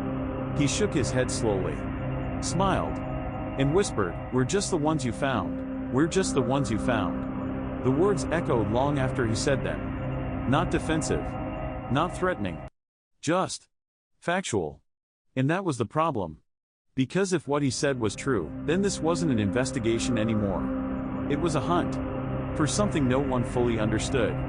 And possibly something already out of control. But one question mattered more than anything else: how many were there? They separated both suspects. Different rooms. Different teams. Same questions. But their answers? Too similar. Not identical, but aligned. Like two people reading from the same script, without ever seeing each other. And then one of them said something unexpected. "You're asking the wrong question." The detective leaned forward. "Then what should we be asking?" He smiled slightly, and replied, "Not who we are, but who taught us." The room went cold. Because that meant one thing: there was someone before the first. Someone unseen. Untracked. Uncaught. The real origin. Every file was reopened again. But this time, they weren't looking forward. They were looking backward. Further than ever before. Before the first known case. Before the earliest record. Before the pattern even began. And then, they found it. A case so old, it had almost been erased. No digital records. Just paper. Faded ink. Half-missing files. But the details were there. Barely. A victim. Same method. Same precision. Same silence. But the date was decades earlier than anything they had. Which meant the pattern didn't start recently. It had been alive. For generations. And in the most disturbing part, the case was marked unsolved, but someone had signed it closed. The signature didn't belong to a detective. Not officially. No badge number. No department record. Just a name. One that didn't exist anywhere else in the system. It was as if someone had stepped in, closed the case, and disappeared. But why? And how? They traced the name. Nothing. No identity. No history. Until a fragment appeared. Archived personnel list. Not law enforcement. Something adjacent. Something quieter. Something that worked behind the scenes. And that's when they realized this wasn't being ignored. It was being hidden. The implications were dangerous. Too dangerous. Because if someone had been covering this up, then someone knew. And if someone knew, they might still be watching. And right as that thought settled in, the system flagged something. Unauthorized access. To their files. Live. Someone else was looking at the same cases. At the same time. From somewhere. Inside. Panic spread quietly. No alarms. No announcements. Just controlled urgency. They traced the access point. Internal network. Restricted clearance. Not a hacker. Not an outsider. Someone with permission. Someone close. Too close. And then, one of the detectives froze. Because the access trail led to a name. They all recognized. Someone in the building. Someone they trusted. Someone who had been on the case from the beginning. They moved fast. But not fast enough. The office was empty. Computer still on. Files open. Chair slightly turned. Like they had just left. But on the screen was a message. Simple. Chilling.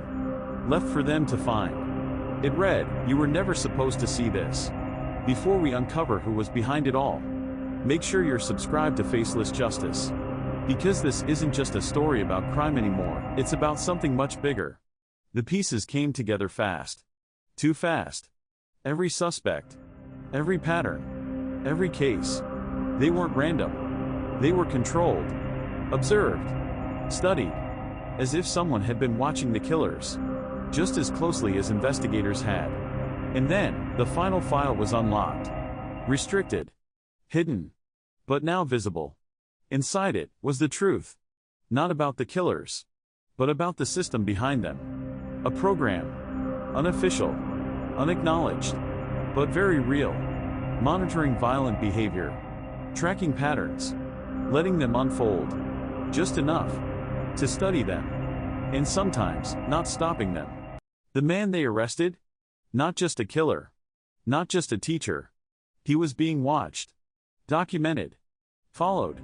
For years. And when he said, "You only found me because I wanted you to," he wasn't talking about himself. He was talking about them. The watchers. The ones behind the system. The ones who decided when a case stayed cold and when it didn't. The last page of the file contained a single line, "No intervention required."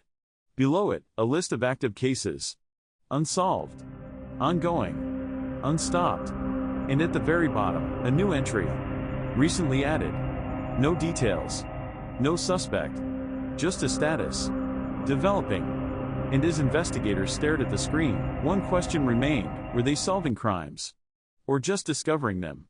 Exactly when they were allowed to? On October 14th, 1993, Catherine Morrison kissed her two daughters goodbye, walked out of her suburban Denver home to buy groceries, and vanished without a trace. For 31 years, her family searched. For 31 years, police had no leads. For 31 years, everyone assumed the worst. But when investigators finally discovered where Catherine had been all this time, the truth was so disturbing, so unthinkable, that it would shake an entire community to its core.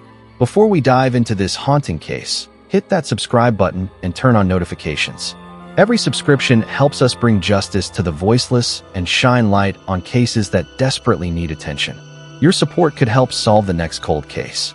Catherine Morrison was 34 years old, a devoted mother, a beloved elementary school teacher, and by all accounts, living a quiet, happy life in Lakewood, Colorado. Her daughters, Emma and Sarah, were 8 and 11 years old that October morning. Her husband, David Morrison, told police Catherine left around 10:30 a.m. for the grocery store. She never arrived. Her 1989 Honda Accord was found 3 days later in a King Soopers parking lot. Keys still in the ignition, her purse on the passenger seat, with $47 in cash untouched. There were no signs of struggle, no witnesses, no surveillance footage. This was 1993, before cameras were everywhere.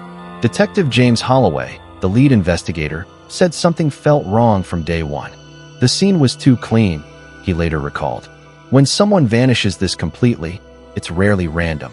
David Morrison appeared on local news, pleading for Catherine's return. He organized search parties. He cooperated fully with police. He passed a polygraph test. The case went cold within 6 months.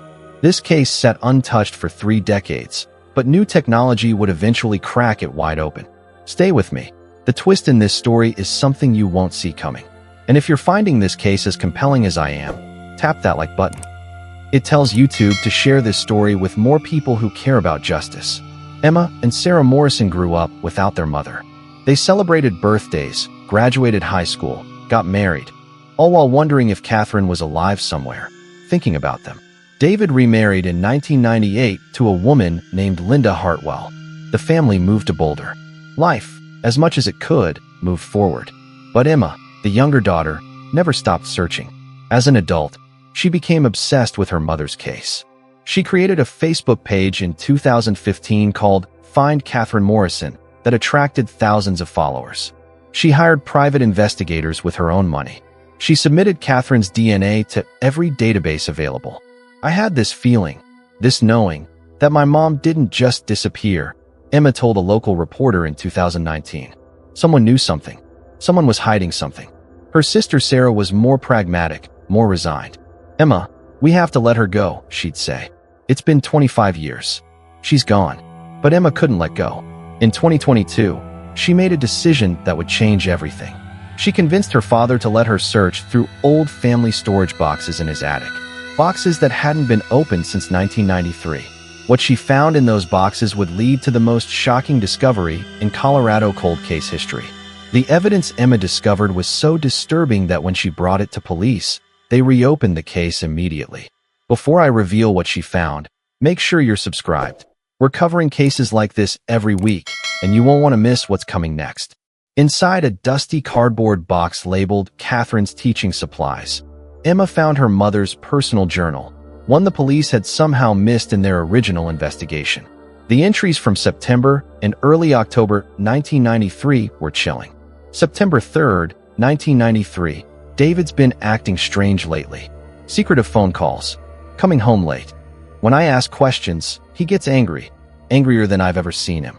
September 18th, 1993. I found receipts for a storage unit I didn't know we had. When I asked David about it, he said it was for his business equipment. But David doesn't have a business. What is he hiding? October 8th, 1993, 6 days before Catherine disappeared. I followed David to the storage unit today. Unit 247 at Secure Space on Wadsworth Boulevard. I didn't go in. I'm scared. I think he's having an affair. Or worse. I don't know what to do. I can't tell anyone yet. Not until I know for sure. October 13th, 1993, the day before she vanished. Tomorrow, I'm going to confront him. I'm going to demand to see what's in that storage unit. The girls deserve a father who tells the truth. I deserve a husband I can trust. That was the last entry. Emma immediately called Detective Maria Gonzalez, who had taken over the cold case unit. Within 48 hours, they had a warrant. What police found in that storage unit, still rented under David Morrison's name after 31 years, would answer every question about Catherine's disappearance. But the answer was more horrific than anyone imagined. Stay with me. And if this case is gripping you like it gripped me, drop a comment below. What do you think they found? On March 15th, 2024, police executed the warrant on Storage Unit 247 at Secure Space on Wadsworth Boulevard. David Morrison, now 67 years old, was brought in for questioning. He insisted he'd forgotten about the unit, that it probably just had old furniture. When investigators opened the unit, they found it meticulously organized. Boxes labeled by year. Furniture covered in plastic.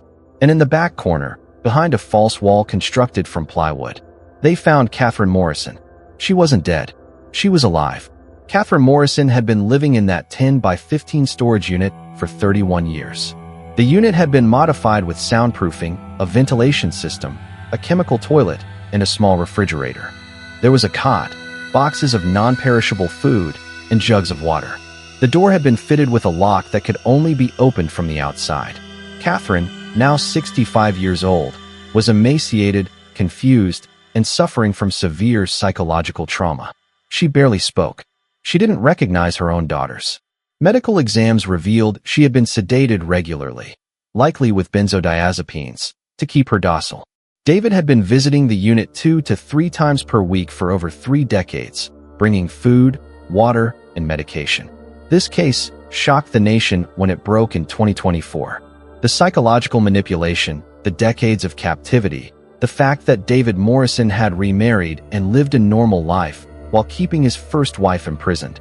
It's almost impossible to comprehend. If you want to see more cases where justice finally prevails, subscribe and turn on all notifications. David Morrison was arrested and charged with kidnapping, false imprisonment, and attempted murder. His second wife, Linda, claimed she had no knowledge of Catherine's captivity, though prosecutors suspected otherwise.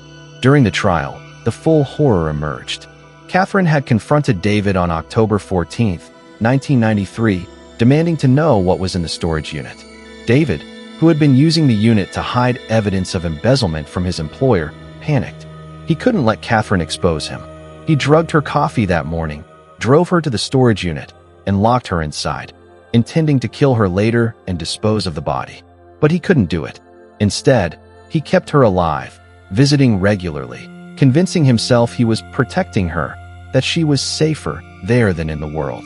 Over the years, his delusion deepened. He believed he was caring for her, that he loved her. The psychological term is captivity bonding, taken to its most extreme form. Emma Morrison testified at the trial, reading from her mother's journal. "My mother wrote that she deserved a husband she could trust," Emma said through tears. Instead, she got 31 years in a concrete box. In September 2024, David Morrison was sentenced to life in prison without the possibility of parole. Catherine Morrison is now in a specialized care facility, receiving treatment for complex PTSD and the physical effects of 3 decades of captivity. Doctors say she may never fully recover, but she's slowly beginning to recognize her daughters. Emma visits every day. Catherine Morrison's case reminds us that cold cases are never truly cold. They're just waiting for someone who refuses to give up. Emma's determination to find the truth saved her mother's life, even if it came 31 years too late. If this story moved you, please share it. Someone watching might have information about another missing person case. Your share could bring another family closure. The Morrison case is now studied in criminal psychology programs across the country. It's a stark reminder that sometimes the most dangerous person is the one sleeping next to you. Catherine Morrison spent 11,323 days in captivity. That's 271,752 hours. Over 16 million minutes of stolen life. But she survived. And because Emma never stopped searching, Catherine is finally free. This is faceless justice, giving voice to the voiceless and light to the darkest corners of true crime. Subscribe for a new case every week. Hit the bell icon. And remember, justice may be delayed, but it's never denied when someone refuses to stop fighting for the truth. She vanished from her front yard while her mother watched from the kitchen window. For 11 years, her family searched, posted flyers, begged for answers. Then one day, she walked into a police station, alive, but with a story that would expose one of the biggest failures in law enforcement history. Because police had the kidnapper's DNA. The entire time, they just never bothered to test it. This is the story of Jennifer Kessler. And if this kind of injustice makes your blood boil, hit that subscribe button right now. Because we're about to expose every single failure that kept Jennifer captive for 11 years. Let's get into it. July 14, 1998. Riverside, California. 8-year-old Jennifer Kessler is playing in her front yard. It's 3:47 p.m. on a Tuesday afternoon. Her mother, Carol Kessler, is inside making dinner. She can see Jennifer through the kitchen window, playing with sidewalk chalk. Carol looks down to chop vegetables. 30 seconds. That's all it takes. When she looks up again, Jennifer is gone. Carol runs outside screaming her daughter's name. The neighbors hear nothing, see nothing. Jennifer has simply vanished. Within 20 minutes, Riverside police arrive. They search the neighborhood, question everyone on the block. One neighbor, Mrs. Patterson, mentioned seeing a dark blue van parked at the end of the street around 3:30 p.m. She didn't think much of it at the time. Another neighbor, a teenage boy, remembers seeing the van too. Says it had out-of-state plates. Maybe Arizona, maybe New Mexico. He's not sure. Police issue an Amber Alert. Jennifer's face is on every news station in Southern California. The FBI gets involved. They set up a command center in the Kessler's living room. And then, they find something. On the sidewalk right where Jennifer was playing, investigators discover a cigarette butt. Freshly discarded. Still damp. Carol doesn't smoke. Neither do any of the neighbors who were home that day. The FBI collects it. Sends it to the lab for DNA analysis. This cigarette butt contains the kidnapper's DNA. The key to finding Jennifer. And then, it sits in an evidence locker. For months. Then years. Untested. Before we continue, I need to know something. Do you think police departments should face criminal charges when evidence like this goes untested for years? Drop a red circle in the comments for yes, or a blue circle for a no. I'm reading every single response. And if you're as frustrated as I am right now, smash that like button. Let's get Jennifer's story to 10,000 views. She deserves that. Now, let's talk about what happened to Jennifer during those 11 years. Jennifer wakes up in the back of a van. Her hands are tied. Tape over her mouth. The man driving doesn't speak to her. Doesn't look at her. Just drives. For hours. They arrive at a property in rural Arizona. An old farmhouse. Miles from the nearest neighbor. This is where Jennifer will spend the next 11 years of her life. The man's name is Robert Dale Hutchinson, 43 years old, unemployed, living off a small inheritance. He has no criminal record, no history of violence, nothing that would have flagged him to authorities. But he's been planning this for months. Jennifer isn't his first choice. She's his fourth attempt. The other 3 times parents were too close. Neighbors were watching. Timing wasn't right. But on July 14, 1998, everything aligned perfectly. Inside the farmhouse, Hutchinson has prepared a room. Reinforced door. Locks on the outside. A mattress on the floor. He tells Jennifer the rules. If she screams, she doesn't eat. If she tries to escape, she'll be punished. If she cooperates, she'll be treated fairly. Jennifer is 8 years old. Days become weeks. Weeks become months. Months become years. Meanwhile, back in Riverside, Carol Kessler never stops searching. She appears on every talk show that will have her, distributes 50,000 flyers, hires private investigators with money she doesn't have. The FBI tells her the statistics. After 48 hours, the chances of finding a missing child alive drop to almost 0. After 1 year, it's nearly impossible. Carol doesn't care about statistics. She organizes search parties every weekend, checks every tip, follows every lead. But nothing brings Jennifer home, because the one piece of evidence that could solve everything is still sitting in that evidence locker, untested. I want you to think about something. While you're watching this video, there are families right now searching for missing loved ones. And somewhere in an evidence locker, there might be DNA that could bring them home. Share this video. Get Jennifer's story in front of more people, because awareness creates change. And drop a comment telling me, should there be a time limit on how long evidence can sit untested? Let's have that conversation. Now, let's talk about how Jennifer finally escaped. July 2009. Jennifer is 19 years old. She's been captive for 11 years. Hutchinson has become complacent, routine, predictable. Every Tuesday, he drives into town for supplies. He's gone for exactly 3 hours. He locks Jennifer in her room. But after 11 years, the lock is old, worn, weak. Jennifer has been testing it for months. Quietly, patiently. On July 21, 2009, the lock finally gives.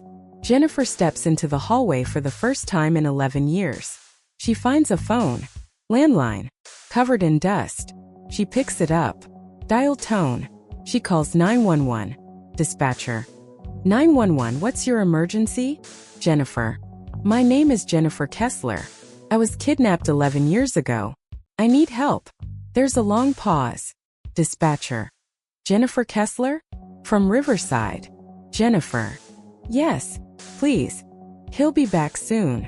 Within 15 minutes, Arizona State Police surround the farmhouse. They find Jennifer sitting on the front porch, waiting. She's malnourished, pale, but alive. Hutchinson returns 20 minutes later, drives right into the police blockade. He doesn't resist, doesn't say a word, just stares straight ahead as they read him his rights. Jennifer is rushed to the hospital. Doctors examine her, run tests. She's physically weak but mentally strong. The first person she asks for is her mother. Back in Riverside, California, Detective Maria Torres gets the call. She's been on Jennifer's case since day one. 11 years. She never closed the file. Detective Torres calls Carol Kessler. Torres. Carol, you need to sit down. We found Jennifer.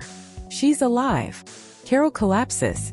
11 years of grief, hope, and endless searching. And her daughter is alive. Within hours, Carol is on a plane to Arizona. She bursts into Jennifer's hospital room. They hold each other for 20 minutes without saying a word. This reunion. This is what justice looks like. But here's what makes this story even more infuriating. Remember that cigarette butt? The DNA evidence from 1998? Let me tell you what happened with that. But first, if this story is hitting you hard, hit that subscribe button and turn on notifications. Because we're about to expose the biggest failure in this entire case. You won't believe what I'm about to tell you. After Jennifer's rescue, the FBI immediately processes Hutchinson's DNA. They run it through CODIS, the national DNA database. And then, they check it against old evidence from Jennifer's case. That cigarette butt from 1998. The one collected at the scene. They finally test it. Perfect match. Robert Dale Hutchinson's DNA was sitting in an evidence locker for 11 years.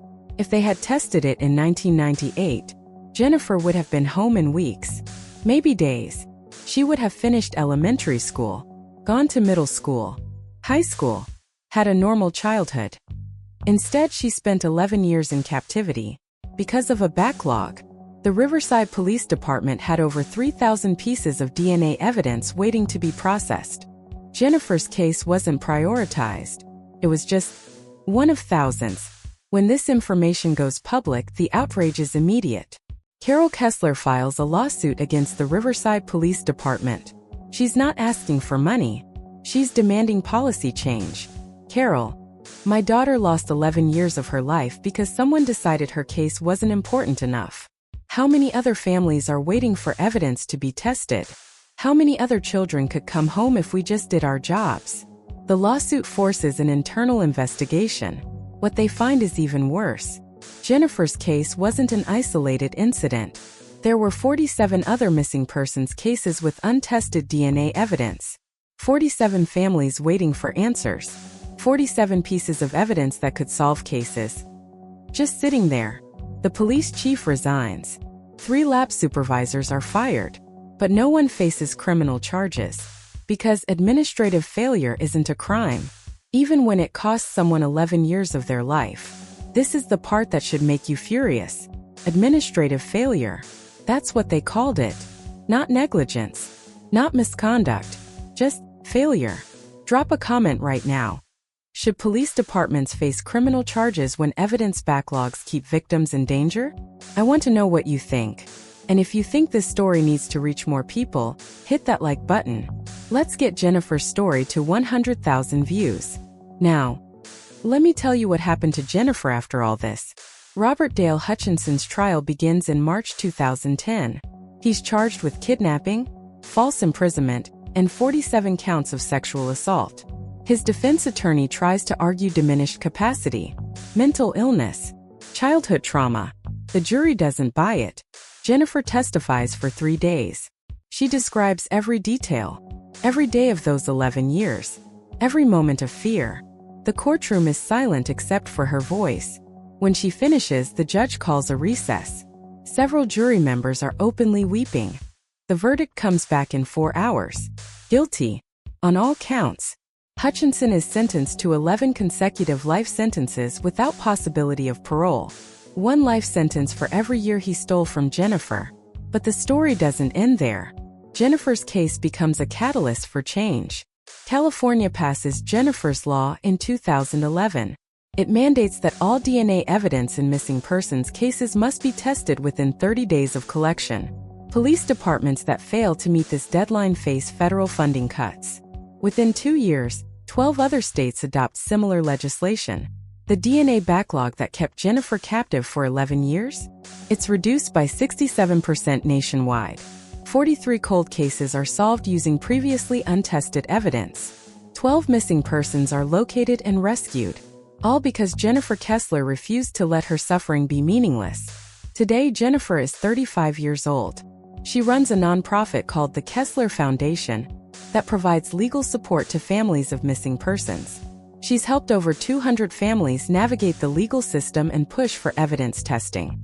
She's married, has 2 children, lives a normal life, but she'll never forget those 11 years. And she'll never stop fighting to make sure no other child loses what she lost. Jennifer voice clip: I can't get those years back, but I can make sure that the system that failed me doesn't fail anyone else. That's my mission. That's my purpose. Jennifer Kessler's story is one of survival, resilience, and justice. But it's also a story of failure, system failure, and the devastating consequences when evidence sits untested. If this story moved you, subscribe to Faceless Justice. We tell the stories that need to be heard, the cases that demand justice, the voices that refuse to be silenced. Hit that like button, share this video, get Jennifer's story in front of 100,000 people, and tell me in the comments, what case should we cover next? I read every single one. If you want more stories like this, check out our playlist on missing persons cases. You won't believe what you're about to discover. I'm Faceless Justice, and I'll see you in the next case. Every year, thousands of people vanish. Some leave behind clues, a dropped phone, an abandoned car, a final text that ends mid-sentence. Others, they disappear into thin air, as if the earth itself swallowed them whole. Their families wait for answers. The police close files. But the questions never stop echoing. Where did they go? And who is responsible? Let's begin with one of the most chilling disappearances in American history. June 7, 1992, Springfield, Missouri. Two friends, Susie Streeter and Stacy McCall, spent the night celebrating their high school graduation. They returned to Susie's home, where her mother, Cheryl Levitt, was waiting. By morning, the house was silent. The front porch light was broken. Their purses, cars, and cigarettes remained untouched inside. But the three women, gone. No forced entry. No signs of struggle. Just nothing. Police found only one unsettling detail. The answering machine had a strange message, later accidentally erased. Investigators never revealed what it said. For over 30 years, rumors have swirled. Were they kidnapped? Buried beneath a hospital parking garage? Or silenced by someone they knew? To this day, not a single trace of the Springfield Three has been found. Now picture this. You're on a lonely stretch of highway in Alaska. The sun barely dips below the horizon in summer. The road feels endless. And yet, it's earned a terrifying nickname: the Alaska Triangle. Since 1972, over 16,000 people have vanished inside this vast wilderness. Planes have disappeared without a trace. Hikers step into the forest and never return. Local legends whisper about restless spirits, alien abductions, even secret government experiments. Whatever the truth, families are left with only haunting questions. How can so many vanish, yet so little be found? But these aren't just distant mysteries. Imagine a mother tucking her child into bed, and by morning the room is empty. Before I continue with even darker and stranger disappearances, if you're captivated by these mysteries and want justice for the voiceless, hit that subscribe button to Faceless Justice. Together, we shine a light on the shadows, one cold case at a time. Now let's step into the case that still keeps detectives awake at night. April 1st, 2006. Brian, a medical student in Ohio, went out drinking with friends to celebrate spring break. Security cameras show him entering a bar. Hours later, the cameras captured everyone leaving, but not Brian. He was never seen walking out. No back exit. No trace. His phone pinged for months after. Was it a glitch, or did someone keep it alive? How does a man vanish inside a building under surveillance? Some believe Brian staged his own disappearance. Others whisper about a hidden passage, or foul play by someone close. His family clings to hope, but every year that passes adds more weight to the mystery. And Brian isn't the only one swallowed by the night. Amy Lynn Bradley, 1998. She was on a cruise ship in the Caribbean with her family. Early in the morning, she vanished from her cabin balcony. Passengers later claimed to see her in bars on the ship, even after she was reported missing. Months later, alleged sightings placed her in brothels in the Caribbean, some say as a victim of human trafficking. Her family received an email years later. A photograph of a woman resembling Amy, dressed suggestively, with haunted eyes. But to this day, Amy has never come home. Or consider the Yuba County Five. 1978, California. 5 men, friends with mild intellectual disabilities, went missing after a basketball game. Their car was later found abandoned in the mountains, far from their homes. Inside the forest, investigators discovered one of the men's bodies, emaciated, frozen. In a nearby trailer, stocked with food and supplies, 3 others were found dead from starvation, never touching the rations. The 5th man was never found. Why did they drive into the mountains? Why didn't they eat the food that could have saved them? And who or what terrified them into silence? Sometimes it's not the dead who haunt us, it's the missing. Each cold case shares one thing: absence. No body, no answers, just absence. Like Maura Murray, a nursing student in Massachusetts, 2004. She emailed professors about a family emergency. There was none. She packed her car, drove into the mountains of New Hampshire, and crashed. Witnesses saw her standing next to her car, shaken but alive. When police arrived minutes later, she was gone. The snow showed no footprints leading away. Her car sat unlocked, airbags deployed. To this day, no trace of Maura has surfaced. Did she run away? Was she abducted? Did the mountains themselves claim her? And then there's the Sauter children. Christmas Eve, 1945. A fire destroyed the Sauter family home in West Virginia. 5 of the 10 children never emerged. Yet no bones, no remains, no trace of them were ever found in the ashes. Later, strange phone calls, photographs, and reported sightings of the children surfaced. The parents believed their children were kidnapped, not killed. For decades, they chased leads, searching for answers that never came. These stories remind us of one thing. Closure is a privilege not every family gets. Behind each cold case is a mother who never stopped waiting by the phone, a father who never stopped searching the woods, a community that never forgot the missing face on a poster. The question remains: how many more mysteries lie hidden in our streets, our forests, our neighborhoods? The truth is, somewhere out there, someone knows what happened. If you want these voices heard, if you believe justice belongs even to the faceless, subscribe to Faceless Justice. Share these stories. Keep the names alive, because silence only helps the guilty. And remember, the shadows keep secrets, but secrets don't last forever. Disclaimer.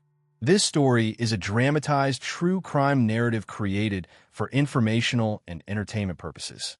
While it is inspired by real investigative formats, the characters, events, and details in this account are entirely fictional. Any resemblance to actual persons, living or deceased, or to real events is purely coincidental. The content is not intended to accuse, defame, or cause harm to any individual or group. All depictions of crime are fictionalized and should not be interpreted as factual accounts. The police officer who vanished that night knew the truth, and someone knew he knew. His patrol car was found running. Driver's door open. Radio still crackling. No body. No blood. No straggle. Just a badge lying in the dirt, turned upside down. Before we go any further, subscribe now to the Faceless Justice channel, because stories like this deserve to be remembered. Officer Daniel Cade had been on the force for 12 years. Clean record. Trusted by his department. The kind of cop who never skipped a call and never cut corners. On a cold October night, he radioed dispatch about a routine traffic stop on an empty county road. That transmission was the last confirmed sound of his voice. When backup arrived 6 minutes later, Daniel was gone. Search teams flooded the area. Dogs picked up his scent, then lost it abruptly near a drainage canal. His gun was still holstered, wallet untouched. No signs of a fight. Investigators called it a voluntary disappearance, a phrase that quietly shifted attention away from finding him. But Daniel's wife didn't believe it. She kept every voicemail he'd ever sent. And in one message, left 2 weeks before he vanished, Daniel said something chilling. "If anything happens to me, it's not an accident." If you want justice for stories like this, subscribe to the Faceless Justice channel right now. Every subscription helps keep these cases alive. For years, the case went cold. Files gathered dust. Leads dried up. Then 7 years later, a new detective reopened the case after reviewing old dashcam footage, technology that hadn't been fully analyzed back then. What they found changed everything. Daniel's dashcam had captured audio after he left the vehicle.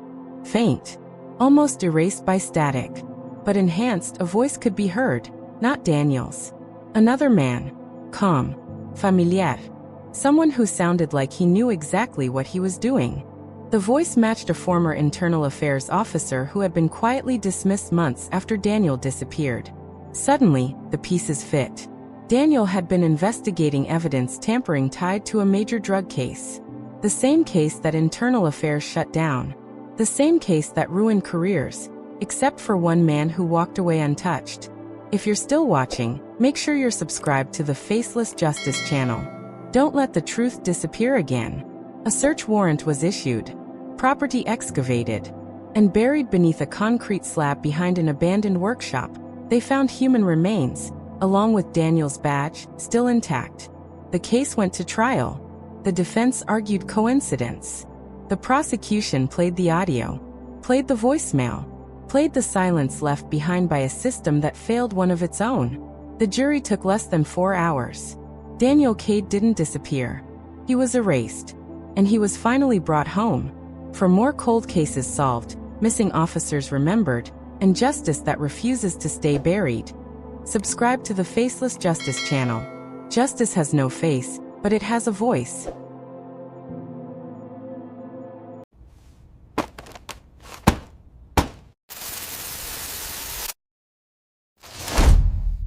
Ten cold cases solved in 2025 with mind-blowing twists. They were the cases everyone forgot. Files gathering dust in evidence rooms, families left in limbo, and killers living free. But in 2025, everything changed. Thanks to new AI forensics, DNA reactivation, and one determined generation of digital detectives, 10 impossible cases were finally cracked. And the twists? They'll make you question everything you thought you knew about truth, memory, and justice. From a missing journalist found alive in the Arctic, to a murder solved because of a song lyric hidden in an old cassette tape.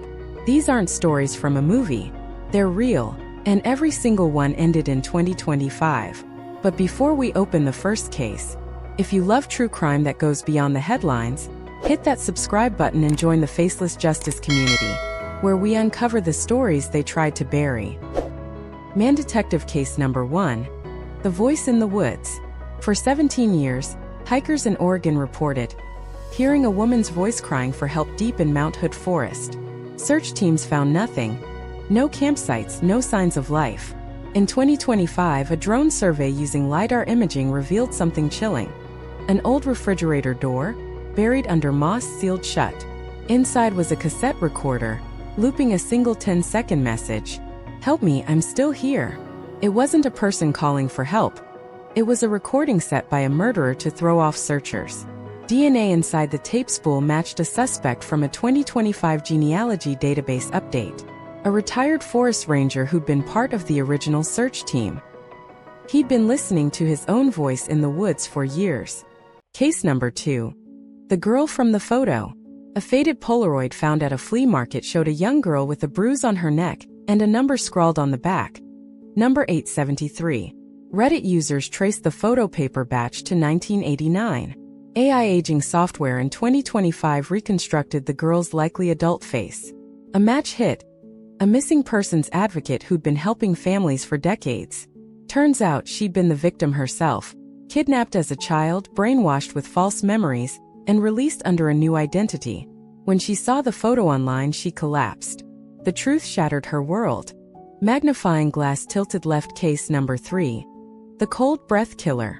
New York City, 1994. A serial killer froze victims using industrial coolant before dumping them. The case froze too, until a new heat signature recovery algorithm in 2025 reprocessed old CCTV footage.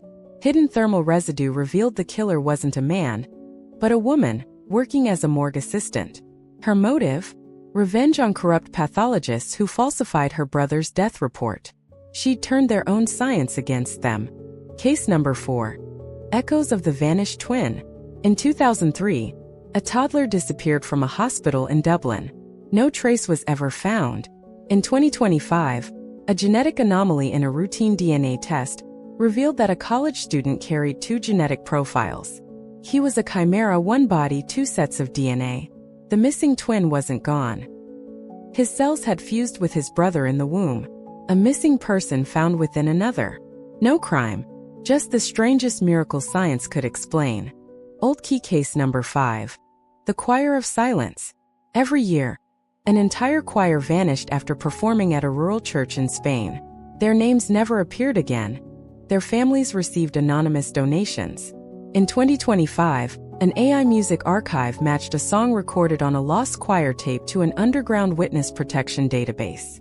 The choir were whistleblowers, hidden under new identities. Their disappearance was state protected. The chilling truth? Their harmony had literally saved their lives. Case Number 6. The Tape That Spoke Back. A journalist investigating political corruption vanished in 1998. Her last words were caught on a dictaphone mid-interview.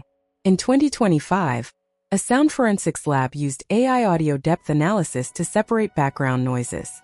Behind her screams faintly was the sound of a subway. That detail led investigators to an abandoned maintenance tunnel under downtown Toronto. Her remains were there, but beside her was another recorder containing her killer's confession. The killer? Her own editor, terrified of what she'd found. Case number 7. The ashes of Cora Lee. Everyone thought Cora died in a 1990 house fire. In 2025, a ceramics collector discovered a jar marked Lee 1990 at a closed crematorium sale. Inside the ashes was a micro ring, unknown tech from decades before it existed. The ring contained encrypted data. After decoding, investigators found financial ledgers linking local officials to a massive fraud scheme. Cora had staged her death, then secretly leaked the evidence. She'd lived under a new name in Norway until she passed away peacefully in 2021. Her secret burned longer than the fire ever did. Mobile phone case number 8. Offline forever. A social media influencer vanished in 2016 after live streaming a breakdown. Her fans claimed her phone was still active, liking old posts for years. In 2025, cybersecurity experts found her digital ghost, an AI bot she'd coded to simulate her online presence after death. The shocking twist: the AI had recruited new followers, monetized itself, and funded missing persons investigations. Her legacy became more real than she ever was. Mantelpiece clock case number 9. The watchmaker's code. A pocket watch found in a thrift store ticked only at midnight. Inside its gears, a tiny engraved number, 1120. In 2025, an antique restorer discovered it was a timestamp, November 20th, 1963. Hidden in the metal's atomic signature was a micro-etched confession from a Cold War spy, revealing a plot tied to the JFK assassination. The watch had literally been keeping secrets for 62 years. Lock case number 10. The man who confessed in dreams. A psychologist ran sleep therapy experiments in 2025 using dream recording headgear. One patient repeatedly spoke the words, "She's under the willow tree."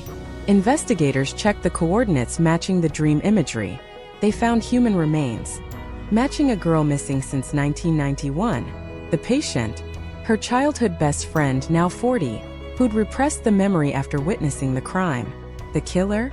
Her own father, exposed by the subconscious. 10 stories, 10 ghosts brought back to light. And the only thing colder than the cases was the truth hiding behind them. If this chilled you to the bone, make sure to hit subscribe, because next week, we uncover 5 confessions caught on live stream, and one of them was faked by an AI. Until then, this is Faceless Justice, reminding you, the truth never dies. It just waits to be found.